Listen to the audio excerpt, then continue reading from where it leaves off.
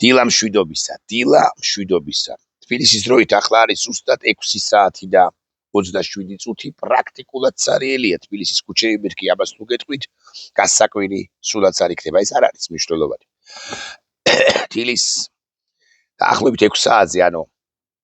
25, 27, 30 წუთის წინ მე სრულიად შემთხვევით წავაწყდი ალექს რაუფოღლუს საჯარო სტატუსს, რომელიც საქართველოს ეხება. სტატუსი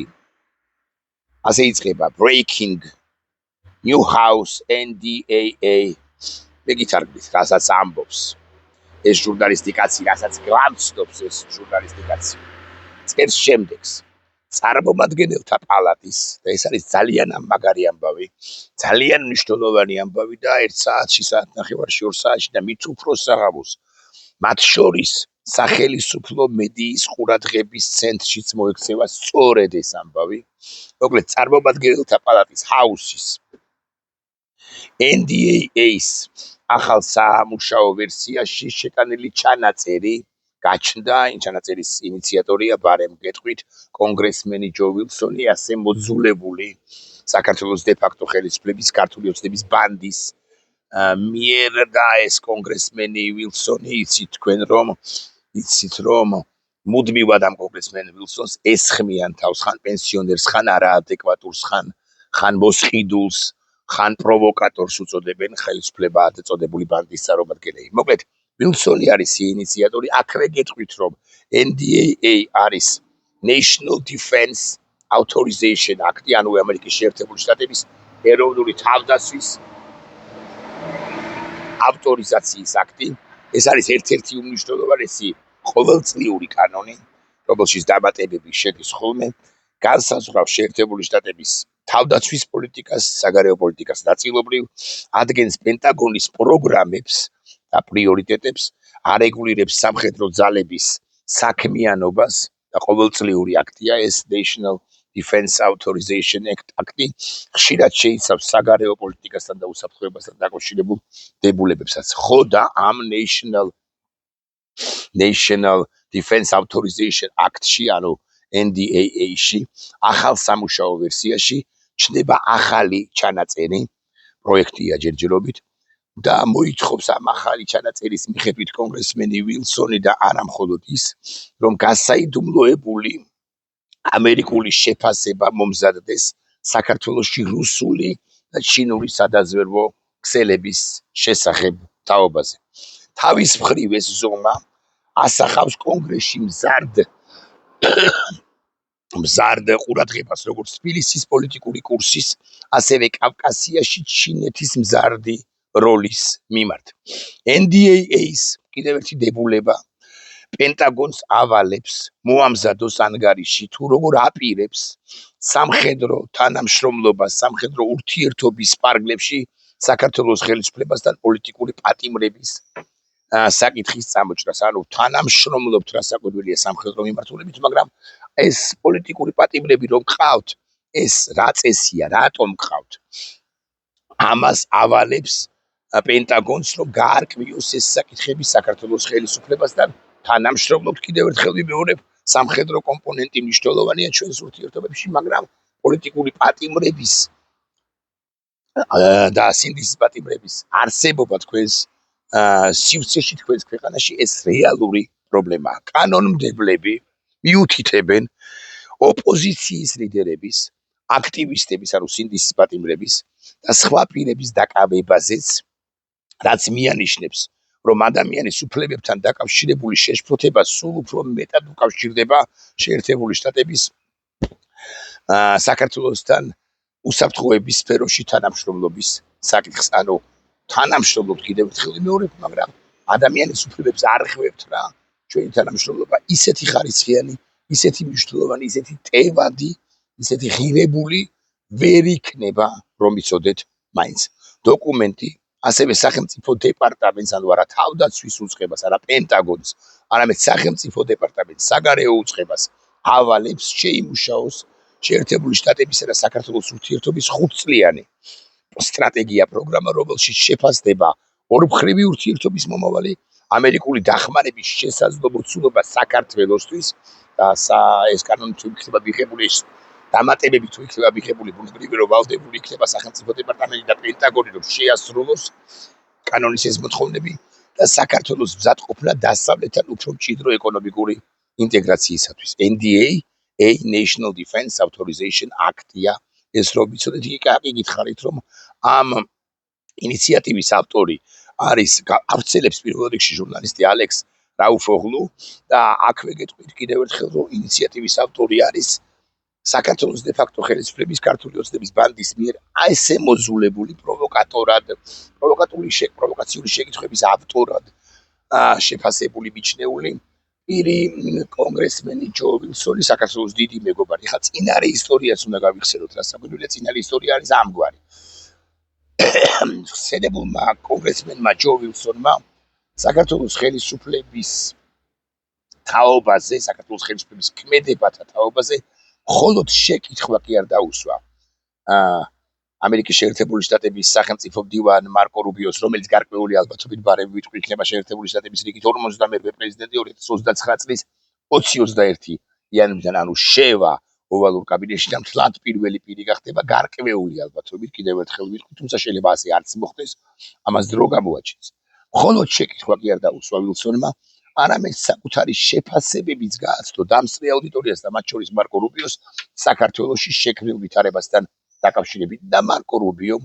ნაცვლად იმისა, რასვათ ხელისუფლება წოდებული ბანდის მოლოდინისა, რომ ეთქვა მარკო რუბიოს, ვიცით რა არის, ასე არ არის, არ გეთანხმებით, ჩვენ განსხვავებული პოზიცია გვაქვს, თქვენ აჭარბებთ, თქვენ ჰიპერბოლიზაციას აკეთებთ,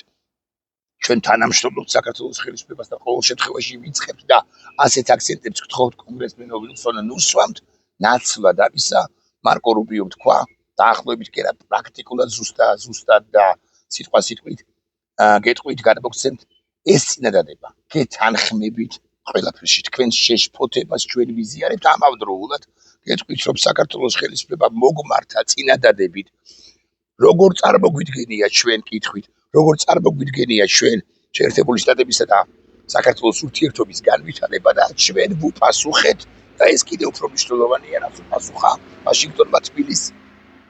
ეს უფრო მნიშვნელოვანია კერძოდ ვაშინგტონმა თბილისს უთხრა რომ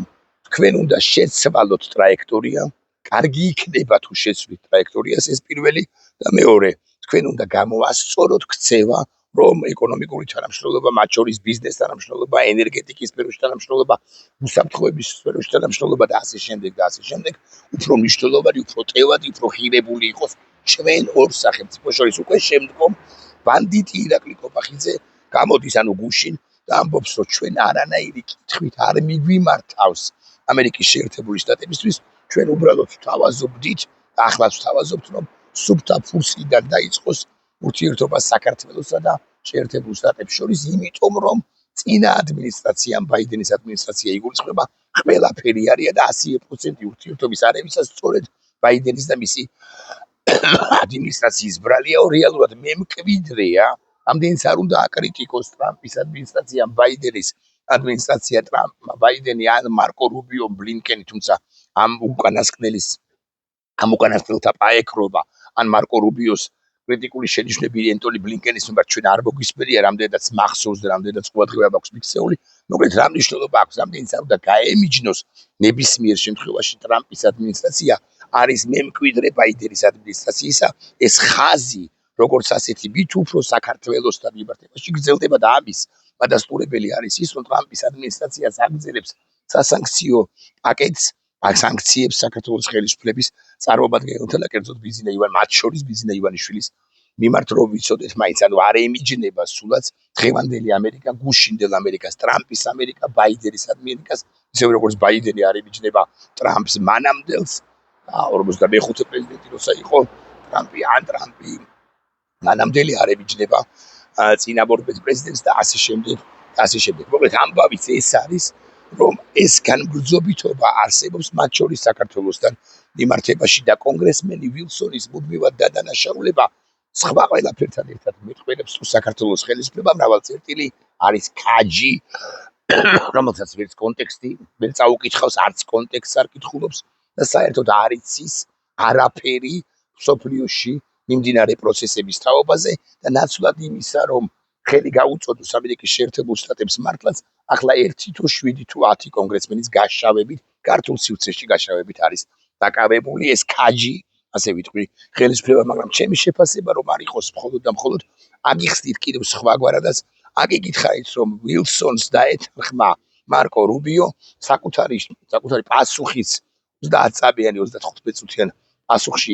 წამიან პასუხში ჩაატია საკუთარი სათქმელი და საქართველოს ხელისუფლებას დაემართა ვერბალური დე-ფაქტო ხელისუფლებას დაემართა ვერბალური ფაღარათირითიც და დასტურდა კიდევ ერთხელ რომ არამც საქართველოს ხელისუფლება არ აპირებს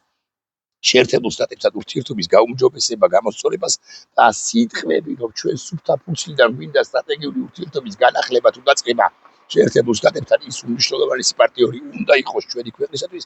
არის რეალურად ბლეფი და არის რეალურად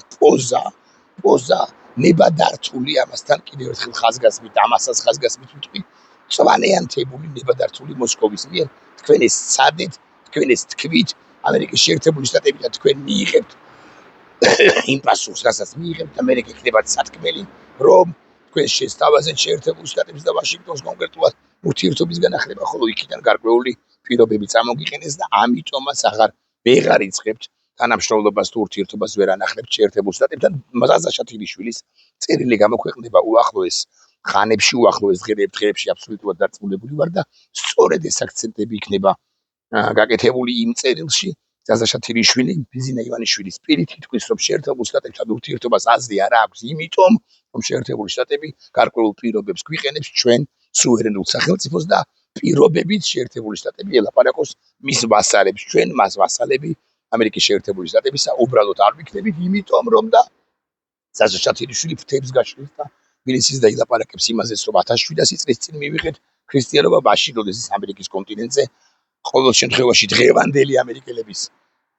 წინაპრები ნამდვილად არ სახლობდნენ 250 წლის არის ამერიკა, ხოლო ჩვენ 8000 წლის წინ წურავ დიდღვინოს, აი რა მაგრები ვართ.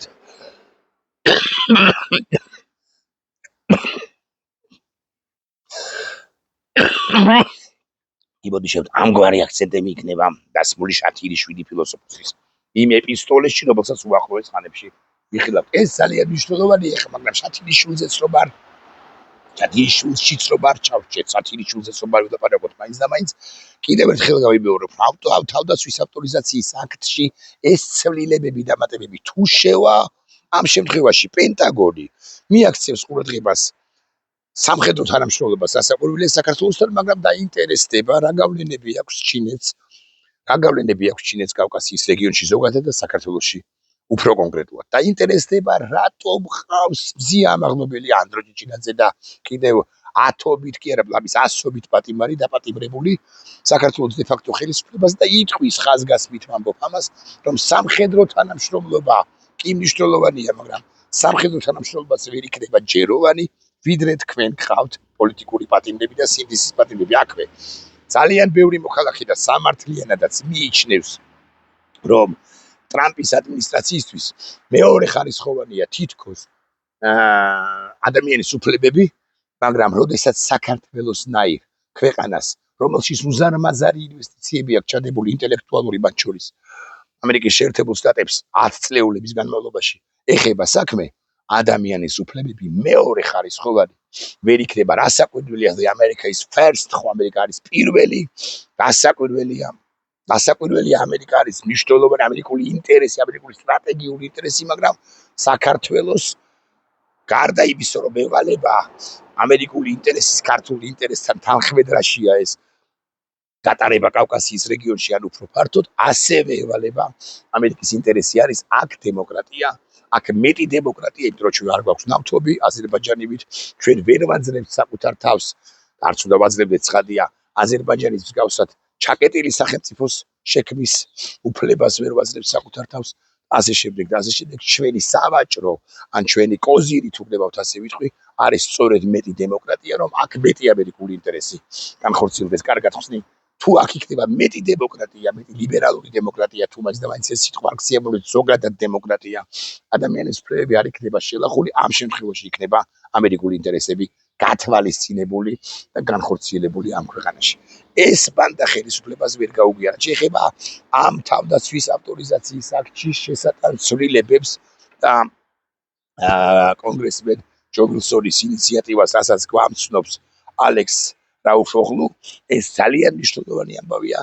არ მინდა ფილწის სიტყვის წარმოთქვა, მაგრამ დღის განმავლობაში აგერ მე და აგერ თქვენ საქართველოს ხელისუფლებად წოდებული ბანდის სპიკერები პირდაპირ მნიშვნელობით ვერბალურ, კიდევ უფრო მძიმე სიტყვას არ ვიტყვი, ვერბალურ ფაღარაც დაიმართებენ იმის გამო, რაც ხდება დღეს ამ საკითხთან დაკავშირებით. რეალურად ჩაილურის წყალს დალევს მალე ეს მოლოდინი ხელისუფლებად წოდებული ბანდის, რომ ამერიკასთან ურთიერთობა გამოსწორდება, ამერიკასთან ურთიერთობა ვერ გამოსწორდება, კონგრესმენ ჯო ვილსონს უსმენენ, აღარ ლაპარაკობ ზედა პალატის წარმომადგენლებზე, რომლებიც უთუოდ ახვევიან ამ არაჩვეულებრივ კაცს. ნახვამდის.